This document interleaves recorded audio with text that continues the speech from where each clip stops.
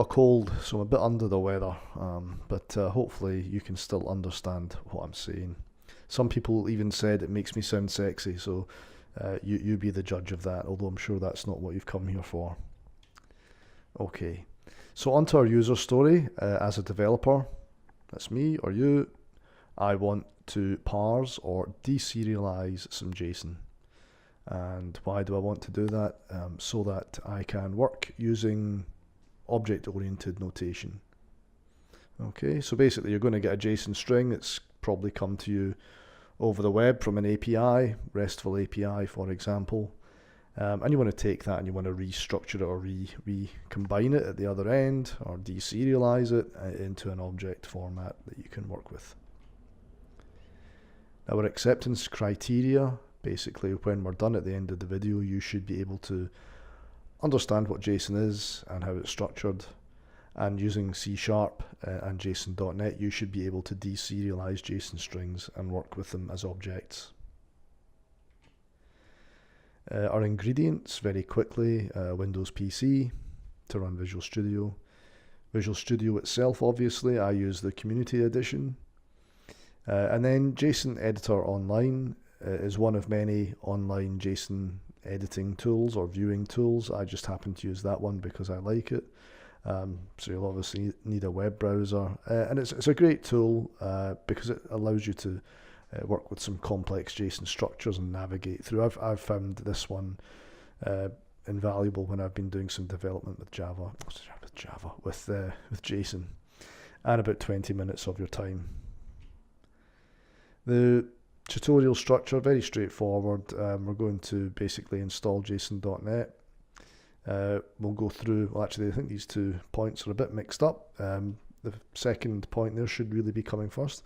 So what is JSON, why do we use it, and what are the alternatives? I'll go into it in a bit, but if you're really super interested, there's lots of excellent resources already out there on the net that you can look at. This video is primarily targeting working with C# and JSON together. And then finally, the sort of money shot, as it were, we're going to deserialize some JSON objects using json.net, which is hopefully why you're here. So onto our wireframe. Again, a very simple wireframe, probably not required, but again, I just find it helps clarify my thinking. So in essence, we've got 2 multi-line text boxes. The first one at the top of the screen there, we're going to paste our raw serialized JSON into that window. We'll click the deserialize button, and then the output will be spat out in the text box at the bottom there in a object-oriented, nice structured fashion. We'll pick apart the attributes and work with them individually, and you'll see how all that works. And I just put a clear debug button on there just to clear the debug window. Just makes it easier for me when I'm doing the demoing and stuff. Okay, so what is JSON? Well, it stands for JavaScript Object Notation,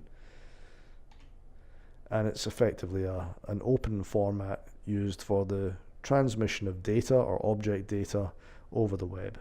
Okay, so you make a call to a REST API, you're going to get a lot of information back. Maybe one object, maybe multiple objects. It could be details of people, it could be fault tickets, doesn't matter what it is. Basically serialized data, but in a structured format. And it consists of attribute value pairs as well as array data types. Okay, so an object-oriented concept with attributes that obviously have values, and then we can have arrays within that as well. And a JSON object can contain other nested objects. So you'll see what I mean by that in a minute when we come on to some examples. And there we go. It's time for a bit of an example. So in very simple terms, this is probably the simplest JSON object that you could think of just about. And it basically represents a person. In this case, a fallen hero of mine, Sir Roger Moore. I would still say Sean Connery is the best Bond, but I had a very soft spot for Roger Moore as he was the Bond that was around when I was growing up, when I was a wee boy, so very sad to see him go this year. anyway, so I thought I'd pay a little homage to him. So this object represents a person, in this case Roger Moore. In JSON, the start of an object is denoted by an open curled bracket, and then the end of the object is closed curled bracket. And in this case, we have four attribute value pairs in this object, and they are comma separated there, as you can see. The attribute and the value are colon separated, but the actual attribute value pairs as a whole are comma separated, with the exception of the last one, which obviously doesn't have one. So first name delineated by double quotes is an attribute, and the value in this case is Roger. Again, it's a string value, it's delimited by double quotes. Same with last name, except a different value and a different attribute name, same data type. Age is a number, so as you can see there, Roger was 89 when he passed away, but as it's a number, it doesn't require double quotes. And then finally a Boolean value, which can take true or false, and representing whether he is alive or not, and unfortunately he is not. Okay, so let's go over to JSON Editor Online and paste in that JSON into the left-hand plane with a little error. And you can kind of see there's a red cross there saying there's like a formatting error. You click on that button there to kind of force the error, and it's basically saying we've got a comma where there should be a semicolon. Correct the formatting again, get rid of that, and move it over to the right. And the right plane allows you to navigate through and see the structure a bit better. We've got four attributes, and there's the object itself. So a more complex example. Now this is introducing the concept of a nested object. So again, it's basically a repeat of what was on the last screen. We get the same attributes, start of the object, so on and so forth. This time we've introduced a new attribute called address. So it's the same as all the other attributes that get there, but it's effectively an object attribute. It doesn't contain a single element, it contains an object of other attribute value pairs. So again, here's the start of the nested object, and here in this case we have three attribute value pairs representing the address. So back in our editor, let's paste that JSON in, this time with no errors.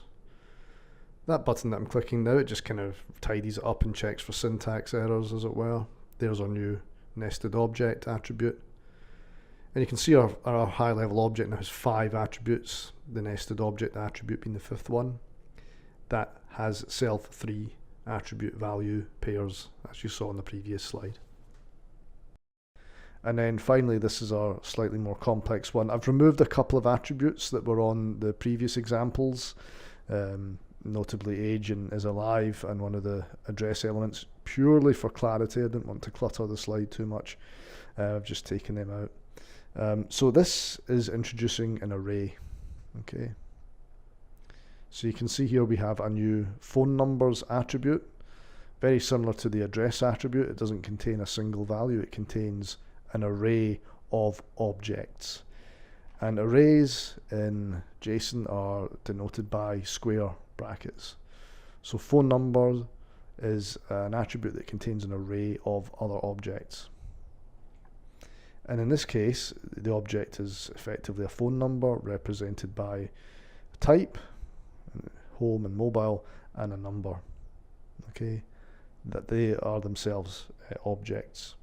And you can add in as many of those as you like. Okay, back in our editor, let's paste that JSON in with no errors, tidy up the formatting, and push it over to the right hand plane so we can navigate. And you can see our parent person object only has 4 attributes. I took out 2, as I said, but you can actually, in this editor, you can actually just go and put them back in. So let's do that just to show the attribute count going up. There we go. Test the formatting. Nope, we didn't want to do that yet. Just put it back in hierarchical formatting. And there you can see our person object has 6 attributes now. Our address, I took one out, the postcode. So you can see our nested address object only has 2 attributes. We can put that in, postcode back in, tidy up the formatting, push it over to the right, and you can see our address object now has 3 object values. Here's our array. It's got 2 array items in it. We can put a third one in. Let's put in the work phone number just to prove the point. This editor I find really useful, especially when you're working with like large JSON strings. It really is invaluable. There we go. So we get 3 array elements now. Okay, let's move on. And then just to wrap up, I think, if memory serves me correct, before we go into the coding, what are our alternatives to JSON? Again, a bit of a tongue twister there. XML, I'm sure you've heard of that, extensible markup language. I think that was probably around before JSON. It was, you know, when I was just leaving uni, it was the big thing, and it was going to solve world hunger. Never quite transpired that way, and I feel just, you know, that JSON has kind of possibly overtaken it now, especially with the real uptake of RESTful APIs. They tend to use JSON as their data transmission protocol. YAML, yet another markup language. YAML, I've really only come across it in terms of it being used as a configuration file. Doing a bit of reading, I don't know that much about it. I believe it's a superset of JSON, but again, if you want to read up more on that, go for your life. I'm not going to cover it here. I've put this one in as a bit of a, what's the word I'm looking for? Contentious one. HTML. It's not really a data transmission, you know, alternative to JSON. JSON is really, in XML are used to transmit data, object data.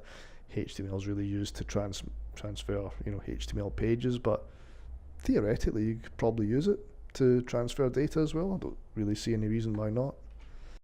And then CSV, separated values. Look, it's probably not going to be used when you would choose to use JSON or XML, so it's probably not really an alternative, but I put it there just as a kind of useful positioner because I'm sure most people have come across CSV. Anyway, let's start coding now. Okay, over to Windows, and then let's start Visual Studio. Good old Visual Studio. And okay, let's start a new Windows project. Windows Forms project. Windows Forms application. Just choose where we're going to save it. And we'll give it a name. So again, if you've not watched any of my tutorials before, I do go through from the cradle to the grave, as it were. I do it all from scratch. So for some of you that might be incredibly painful to watch, but that's how I like to do it. I just find myself, when I'm following tutorials, they assume a lot of knowledge and sometimes they miss steps, and it can be quite frustrating. And for me, it's not the point of a tutorial. Anyway, so you should be familiar with this. Let's just give our form, let's rename the header to JSON parser. And we're basically going to refer to our wireframe screen mock that you saw at the start of the tutorial. I do genuinely refer to it. It's not just something that I do for, you know, shits and giggles. I actually do refer to it. I find it really useful. I think kind of more visually, I find. And I find them quite helpful. So the top group box is going to host a multi-line text box, but I just like to put it in a group box because you can kind of give it a title, a containing title, in this case raw, JSON raw, serialized string.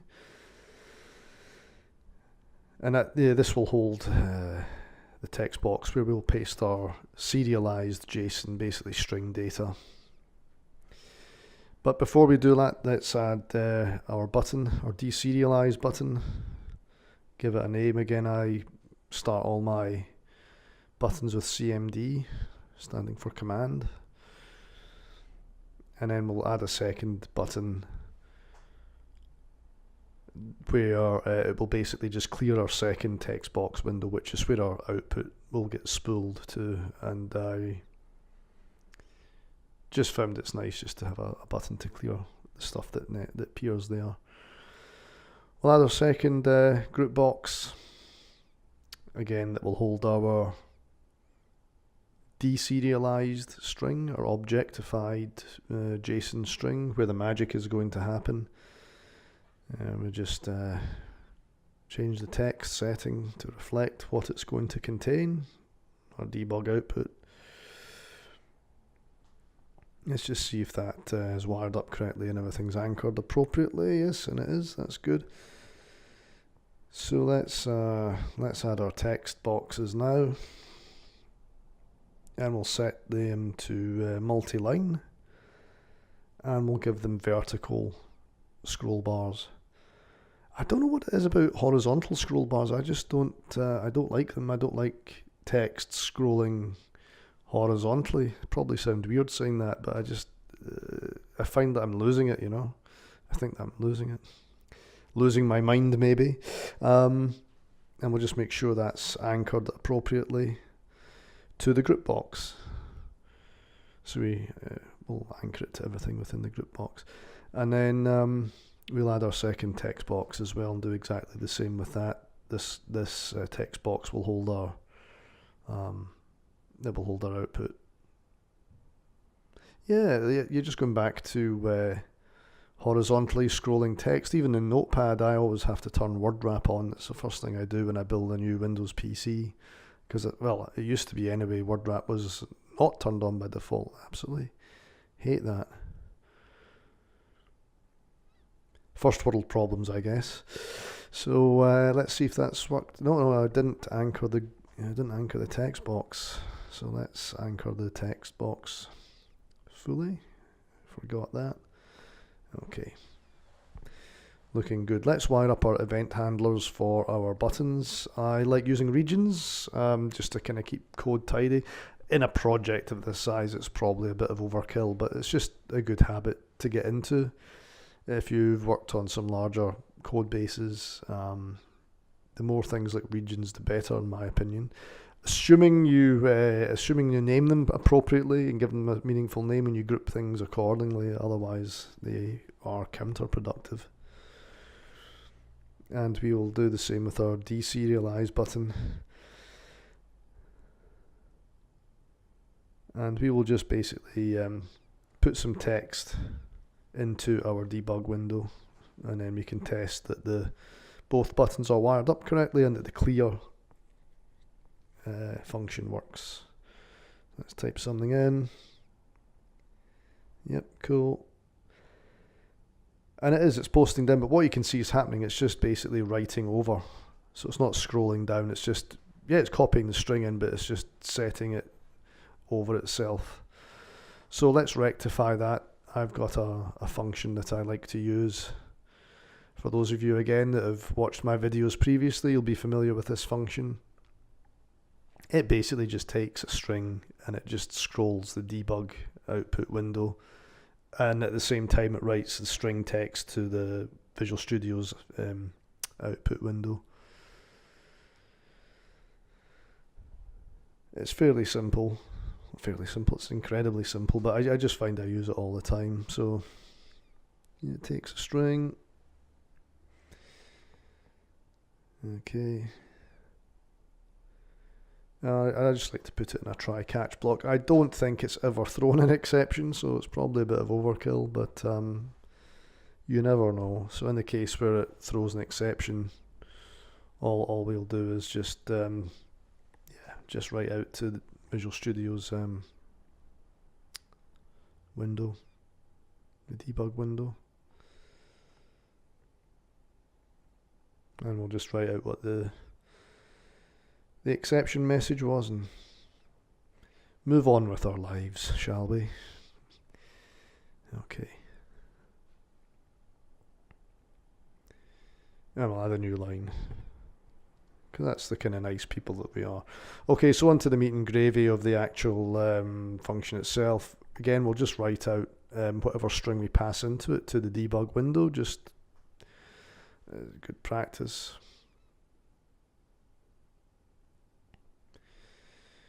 And then this is kind of where the magic happens. We'll then update our debug text value to what it was previously, plus the new string. And then basically all we then do on a new line as well. And then all we actually do is just do a bit of scrolling. We just scroll the caret to the end. First of all, I think yes, we should get the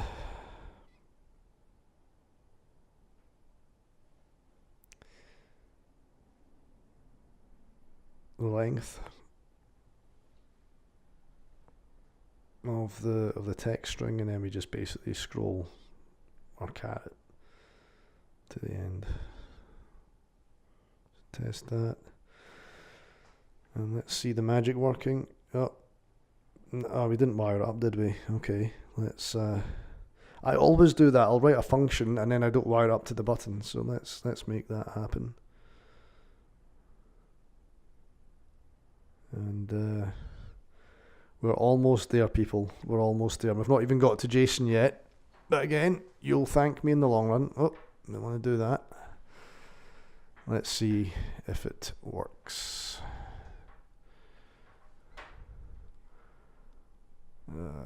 Okay.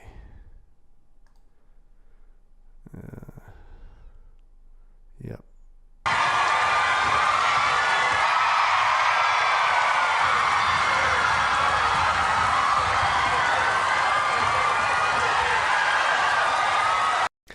Yep, it was that exciting, wasn't it? I can imagine you all jumping around in a similar fashion. I know I was. Now, that's all wired up now, and we're ready now to install json.net. Okay, so go into Tools in Visual Studio, NuGet Package Manager, Manage NuGet Packages for Solution. Now this is the graphical user interface way to install. Just go to Browse to see the packages available. And there's json.net right at the top because it's so very popular. To install it this way, just click on that and follow the instructions. It's very simple. An alternative is to use the command line. They do exactly the same thing, so it's just really a matter of preference. And to do that, you would type install -package and then the name of the package. And in this instance, it's newtonsoft.json. How do I know that? Well, yeah, brother Google reveals all. And of course you know it now because you've watched this video. So just hit enter. If I can find my cursor, there we go. And that's it installed. So it just basically installs the package and adds a reference into our project references. And we can start using the framework now to deserialize JSON. Okay, so let's look at the API that Newtonsoft provides for us. It's really extensive, but it can still be a bit confusing. So just Google json.net deserialize. And when my internet connection wakes up, it will take us to that particular page. That actually tells you how to deserialize an object, and that's effectively what we're going to do in our tutorial. But to make it a bit clearer, let's just go to the JSON convert function that we're going to use, the deserialize object function we're going to use. And basically what it does, the one we're going to use, is it takes a C# defined class or type, and it takes a string, a JSON string, a raw JSON string, and it basically deserializes that string into the object that you specify. So if we go back to this example, we have an account class, a proper C# object, and then this call here is going to basically take that template and deserialize our raw JSON string against that class and convert it to that. And that's effectively what we're going to do, okay? But let's take a little step back and we'll build it up using our JSON examples. And we're going to do a bit of a cheat as well to begin with. We're not even going to provide a C# defined class. We're going to cheat a bit and use another option. And then we are going to use proper C# classes, which is the tricky part actually. Defining the class templates effectively is the tricky part, or well, the tricky part that I found anyway. And it may be that the quick shortcut that we use in this first bit here may be enough for you to stop watching this video and go away and do what you need to do. It depends on your preference. Anyway, let's write up our own deserialize wrapper function. Wrapper, 50 cent, etc. It's basically very simple. It's just going to take a raw JSON string and deserialize it, or it's going to write out an exception. And I have to say the exception handling, or the exception handling, the error messaging that this framework gives you is really, really good. It's very verbose, and it tells you exactly what's gone wrong. It's really, really good. So we're just going to make a call to the JSON convert deserialize object method call that I showed you just a bit previously. If that fails, then it will throw an exception, and we're just going to write out what that exception is. So first off, we're going to just create a variable. It's not, it's not cast to anything. It's just an unassigned variable. We'll call it JSON person. Before I forget, let's put a using statement into our new framework. You don't have to do this, but it just cuts out a lot of typing, and it gives us all the JSON.NET stuff straight off the bat without having to write newtonsoft.json. And here's our JSON convert. It tells you there what it does. Deserialize what it does. Now, this is where the magic happens. We are going to not give a specified class. We are going to use a dynamic placeholder, and that basically says, as it says there, it's resolved at runtime. Okay, so we're not passing in a class of any kind, and then we're just going to pass in our raw JSON string. What does all that mean? I hear you cry. Well, let's just write out what we think our object is if we try to deserialize it using this method. Okay. So what we've done, we've created an empty variable, jperson. It's not any type of any kind, it's just a variable. We're using the dynamic option of the deserialize object method call just to take a raw JSON string and try, and basically what it does is it creates a C# object based on the JSON. It creates one on the fly for us dynamically, and it's resolved at runtime. And that may be all that you need to do. And you can, as I say, you can walk off now, and that's you done. I wouldn't follow this approach, but again, it's the simplest approach, and it will just show you it working. So let's just show you it working. So let's get our JSON. It's in my Notepad++. If I can find it on my second screen, bear with me. Oh. Oh yeah. So what we'll do is we'll actually go into JSON online editor. We'll just paste the JSON in just to check it for correctness. We don't actually need to do this, to be honest with you, but I just want to show you. So that's the JSON we're going to give our deserializer. You can see there's an error. We'll fix the error here. Yep, so that's all good to go. All right. Copy that, paste it in here. Raw JSON, just a string, deserialize it, there you go. It's DC. Now it looks, you go, well, big deal, but basically what it's done is it's actually taken that string and converted it into an actual C# object. And the beauty of it is we can paste in any JSON now into that window, assuming it's syntactically correct, assuming it's okay. That deserialize function will just convert it into a JSON object for us.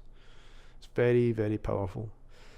And we don't even really need to do the error checking, because again, if we put in a bad string, That one's okay. But if you did put in a bad string, which we will do in a minute, the deserializer will actually throw us an error. A very verbose, very descriptive error. It's really, really great. So again, you're probably going, I still don't really get what we've done here. So what we'll actually do is we will output just an individual value of an attribute. Let's just do that. And this is the power. This is the power of using an object-oriented notation, using a proper object. So here's our jperson. You will notice that there's no IntelliSense drop down. The compiler's just kind of taking our word for it. It's not throwing up an error, but it's not giving us any help either. Let's see if it works. It should do, because it's correct. So it's deserialized our object and it's brought out that attribute for us. We've used our object notation to peel out that individual attribute value. So let's do another one, just to labour the point. We'll pull out an address attribute, and it uses, again, object-oriented notation. It's just one sort of, nested item deeper. But again, you'll notice it's, the Visual Studio environment isn't really giving us any, IntelliSense drop-down options that you would usually expect. It's just taking our word for it because we're using the dynamic way of deserializing. It doesn't know what the object is at this point. It only knows at runtime. And assuming you got the attribute names right that match the name of the JSON string, as we have done here, it pulls it out correctly. We've deserialized our string and we're accessing it in an object-oriented way. Let's just try that. And we get nothing. Doesn't give us an error, but it just says, well, there obviously wasn't an attribute of that name. It wasn't in the string. There's nothing there. Okay. So that may be enough for you. Maybe you can go off home now and do something else. But for the rest of you, let's take a peek back at this. The example specifies that you actually should use, or should use a proper C# class as a template. It's almost like saying, here's my C# class. I expect when we deserialize this JSON string that it's going to adhere to this class. And when you do that, you then have all the IntelliSense drop down and all the good stuff that goes with classes. So let's create a very simple class just to hold our first example JSON. Let's just paste it in here as commentary, just so we know what it is we need to build. Oh. Okay, so that's obviously not part of our code. That's just so we have the code, have the JSON on the string. And what we're going to do now is create a C# strongly typed class as per the introduction, using proper data types, all that kind of stuff. So let's start coding up our C# class. So public string first name. And it's important to note that the attribute names in our C# class, person class, should match the attribute name of the JSON that we're expecting. It's quite important that they match. So again, public string will do last name in the same way. It's just a string. And we'll do the same for our age and is alive attribute, but we'll change the data type. So this again, this method, you're creating a proper C# class, you're giving it proper data types, strongly typed, all that kind of stuff, all that good stuff that you want from object-oriented programming is available to us using this method. But again, it depends what you're needing to do, and maybe the other method is preferable to you. Let's just get rid of that for the moment because the code's kind of self-documenting now. Build's okay, I would expect it should do. So what we will do is we'll make a call to, actually, we'll leave that there. I just want to leave that there so you can have a bit of a comparison. And I'll basically just copy the majority of the code, but we'll take out the dynamic keyword and we'll actually put in our proper typed class. You probably should change the variable to that class as well, but let's just leave that just now. Let's make the call and just print the object, see what happens. There's our JSON. Interesting. So not an error, but it just prints the actual name of the object. It doesn't actually print the contents like the last time. And I suspect that's something to do with the way the Newtonsoft guys have implemented the implemented that method on their objects. So it's not necessarily an issue, but what we'll do is we'll actually drill down into our attributes. And there's the difference, okay? Because we used a strongly typed C# class, we have access to those attributes in an IntelliSense dropdown, as you would expect. Because we were telling it it's a particular type. Let's paste our JSON in. There we go. Roger is returned. We've interrogated the object. Visual Studio is kind of knows what the object is, and that's why we get all the IntelliSense drop-down stuff. Let's just get rid of that line and actually reuse the code we used previously. It should be exactly the same, and indeed it is. Cool. What happens when we do this now? Should it work? Oh, it doesn't. Why not? Because we're trying to access an address object that does not exist in our class yet. We have told the deserialize method that we are passing it, or we expect to deserialize a simple JSON person. We are trying to access an attribute that does not exist in that schema.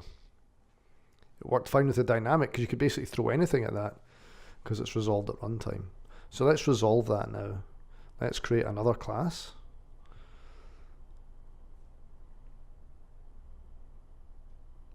And what we'll do is we'll just copy all this stuff over. I'm not using inheritance. And a lot of you are going to be freaking out right now. What is inheritance, I hear you say? Well, I should be using it, and I'm not.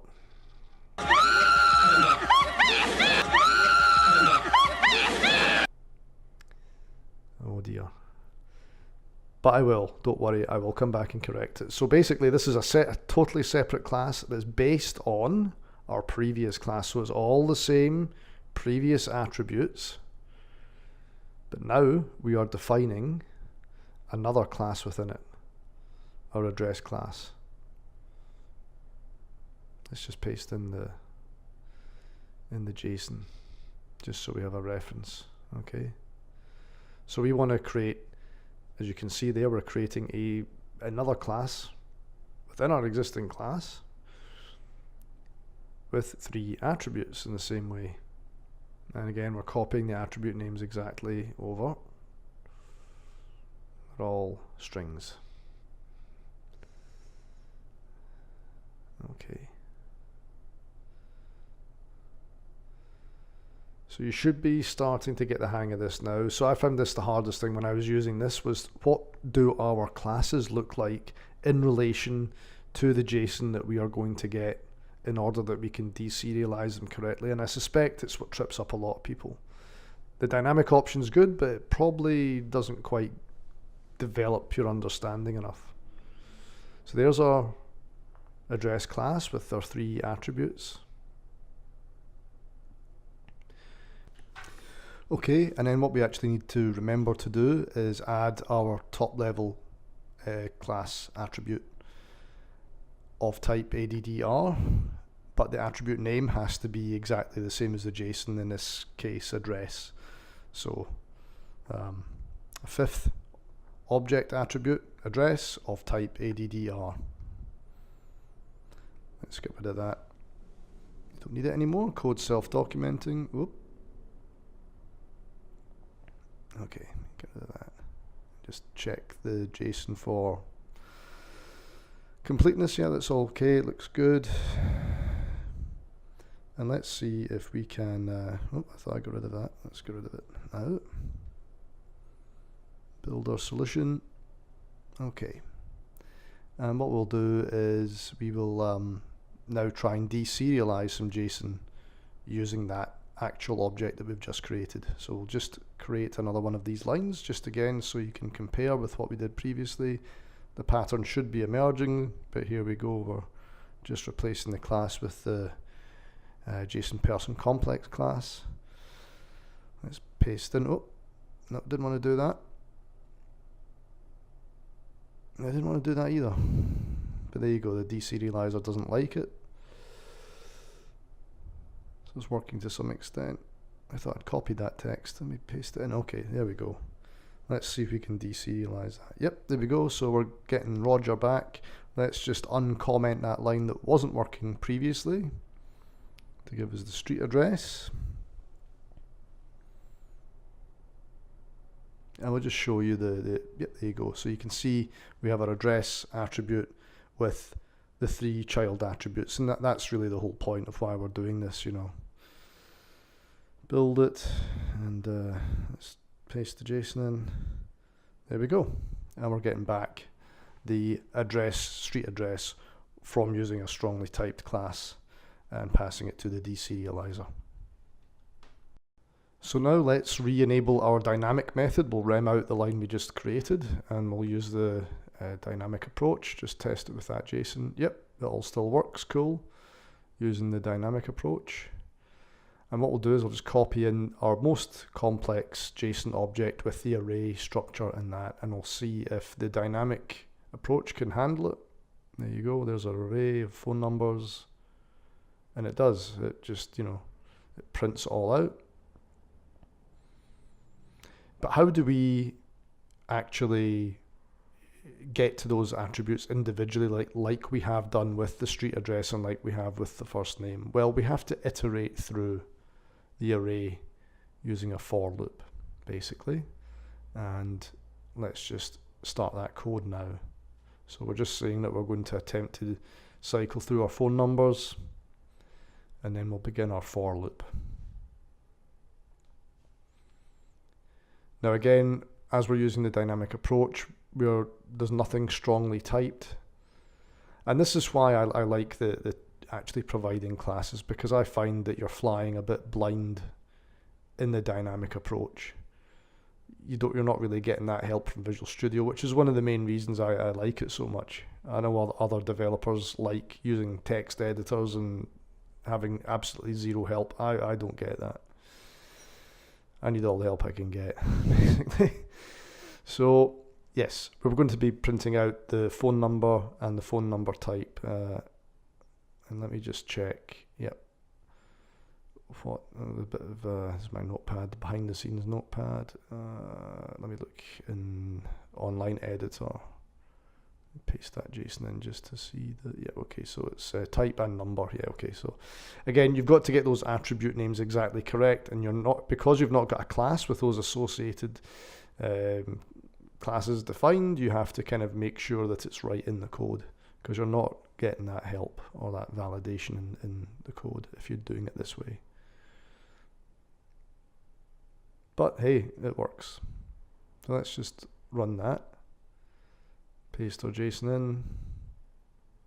There we go.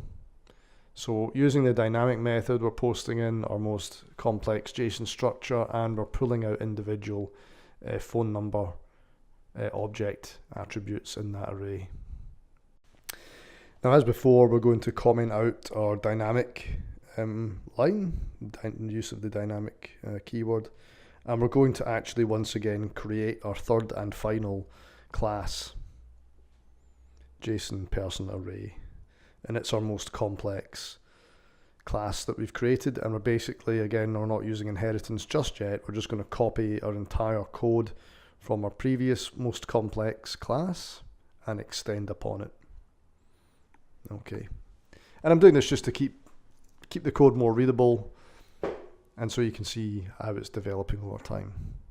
So again, in a similar way that we created the address sort of subclass, we're now creating a phone number subclass, or phone num subclass, and we're giving it two attributes, type and number, both of which are strings. And again, like with the address, we're going to have to add it as an actual attribute of our main JSON person array class. So we have 6 class attributes in total. Just checking that's correct. Okay, So here we go, let's put it in as our 6th attribute. So phone num.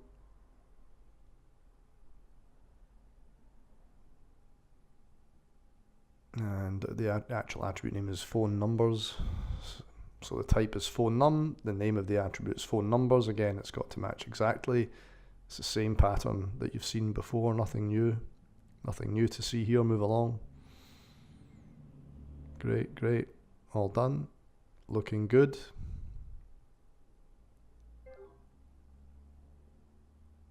My phone's just thinking I'm speaking to it. So let's, that's what that weird noise was. So let's make our third and final actual call using that class and deserialize JSON against that class. And we should be able to reuse the code we've already created for our dynamic approach that we used. But we're getting an error. Why is that? Did we not define something correctly? So let's just go back here. Yep. So there is the phone number attribute in our jperson object, but it's not liking it. What's wrong? What do we have to do in our class to make it work? It's a very, very simple thing. All we actually have to do is make this enumerable type, and I'm just choosing a list in this case. So that's effectively telling us it's an array of phone nums, like we see here. It's an array.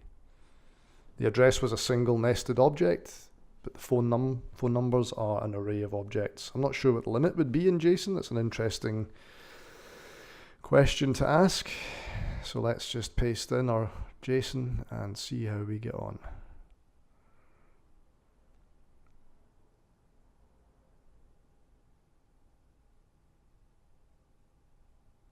Okay, and we have success.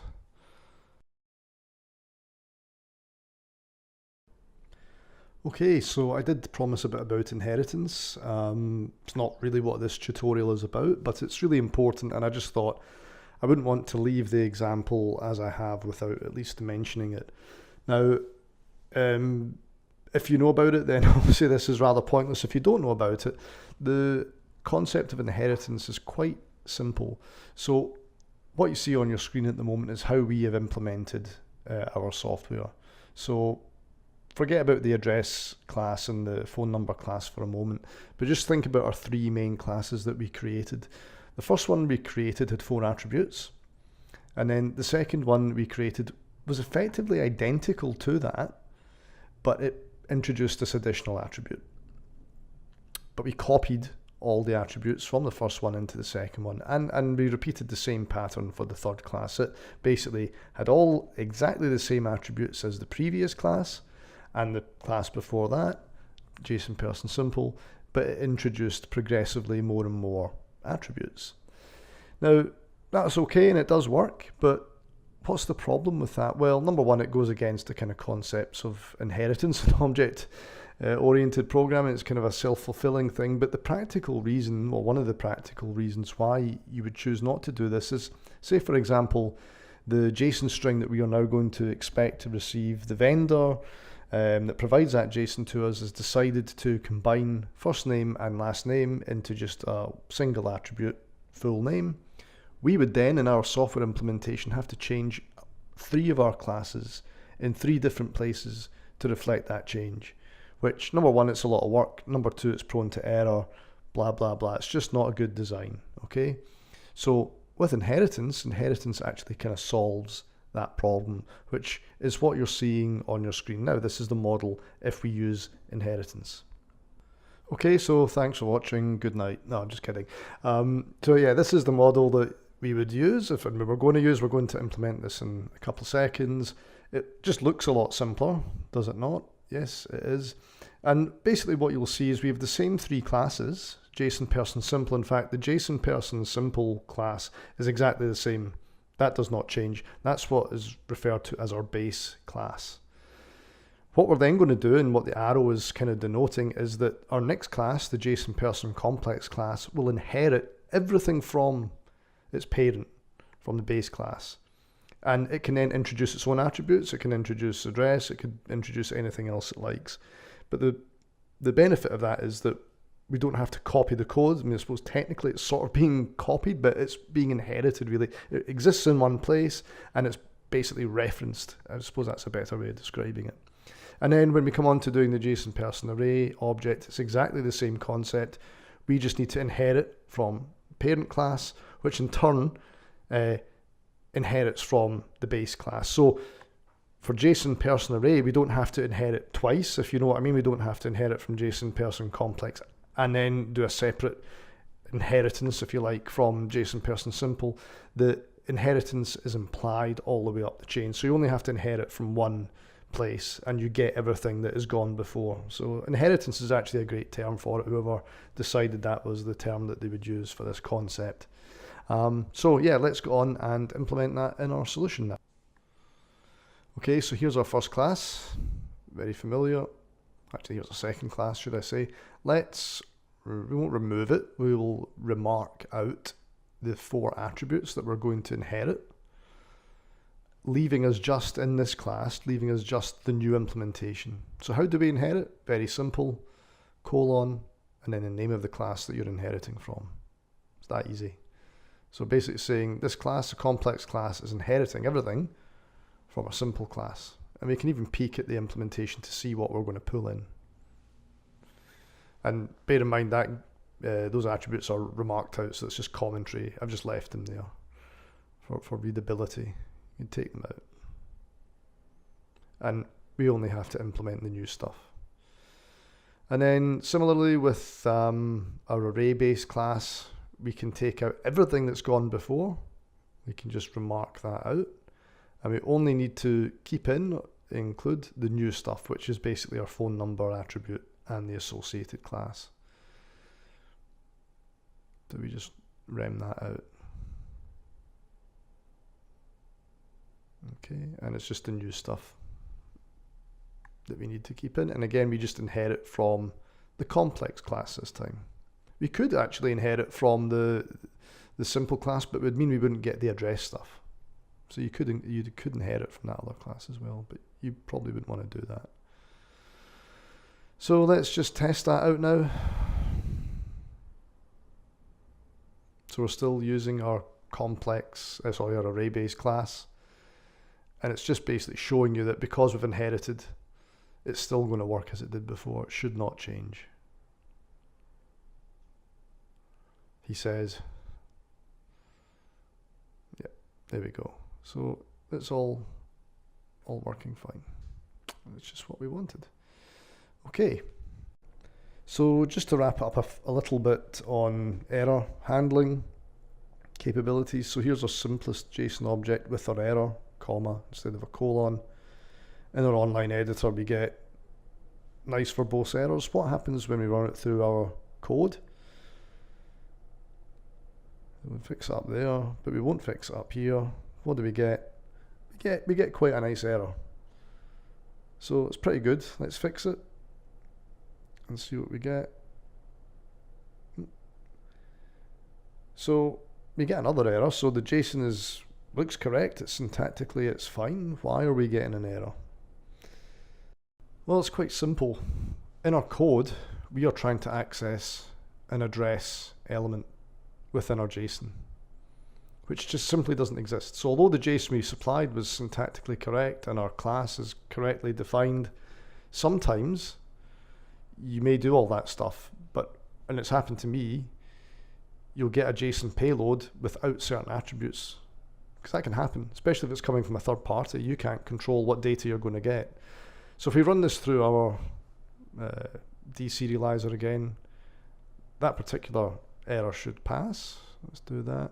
It does, but we're getting another one because, again, in our code, we're trying to access our array of phone numbers, which we're not providing either. So if we provide that JSON, which we'll do, it will run fine. There you go. It's trying to do that. So what I'm saying here is, you might have defined your classes correctly. You might have some sample JSON, all works great. And this often happens when you're testing stuff. It works great. As soon as you put it into production, you start getting random edge cases. Yeah, so that works. Okay, so it's just a bit of a gotcha. even though your JSON is well formed and your classes are perfectly written, you sometimes have to test to make sure that you're actually getting values